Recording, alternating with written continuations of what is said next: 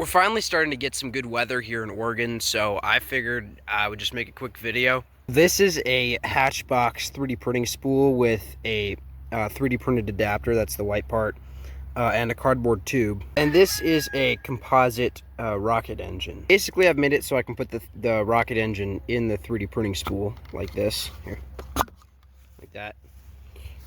And yeah, it'll fly through the air at a very high rate of speed. Now, most people might assume that you probably can't get this to fly straight like a normal rocket because obviously it doesn't have fins.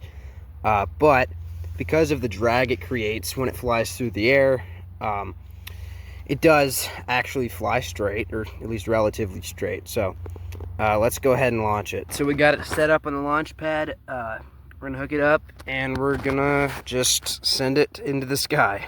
Come on. 3, 2, 1.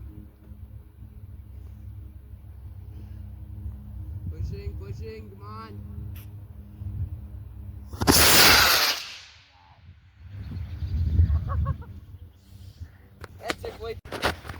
Dude, that took way too long to actually catch on fire.